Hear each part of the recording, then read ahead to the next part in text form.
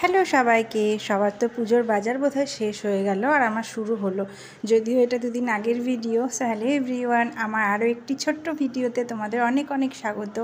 আমি সুস্মিতা, আবার চলে আসলাম একটা নতুন ভিডিও নিয়ে। এই যে আমরা বেরিয়ে পড়েছি পুজোর শপিংয়ের জন্য।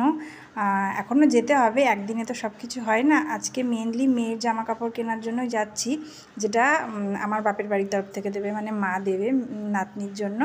আর আমার মামার বাড়ি থেকেও টাকা পাঠিয়েছে ছোটো মাম্মি। তো দেখি কত দূর কী কেনা হয়, তারপর বরমাসের সাথে আবার বেরোতে হবে। আর আমাদের বাড়িতে যে বোনটা রেন্টে থাকে, ও যে বর্ণালী, ওকেও নিয়ে এসেছি। ও বর তো ডিউটি চলে যায়, ও না তেমন বেরোতে পারে না, বাড়িতে একাই থাকে। ওই জন্য আমি বললাম যে চলো তাহলে আমাদের সাথে। তো মা, আমি, বর্ণালী আর আমার মেয়ে এই কজনই এসেছি।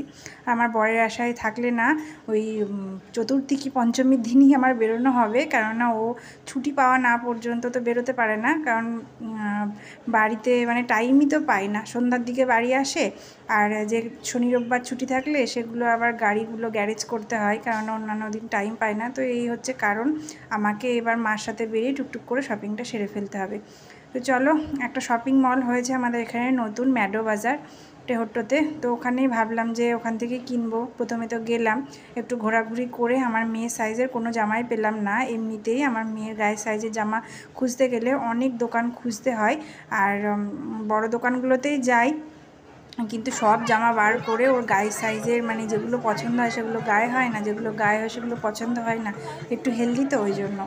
আর খোঁজাখুঁজি করছিলাম, তেমন পেলাম না। তো ওদের স্টাফগুলোকেও বললাম, তো ওরাও বের করতে পারলো না। আমি মোটামুটি ওই পরে যাতে বাড়িতে পরতে পারে ওই 3/4 প্যান্ট, হট প্যান্ট, গেঞ্জি, ওইগুলোই নেওয়া হয়েছে ওখান থেকে কয়েকটা। আর এই যে ফ্রকগুলো দেখতে ভালো লাগছিলো, কিন্তু কাপড়গুলো না সুতি না, ওই সিল্ক টাইপের। আর আমার মেয়ের গায়েরও না, ছোট হচ্ছে সব। ট্রায়াল রুমে গিয়ে পরিয়েও দেখলাম, যেগুলো পছন্দ হলো।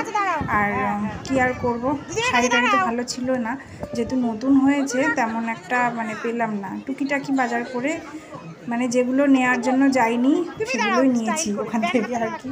সেগুলো নিয়ে বেরিয়ে আমরা যাবো একটা অন্য দোকানে। একটু কী বলতো, নতুন জায়গা তো, কিছু নিয়ে আর না নিয়ে একটু ঘোরাতে হবে।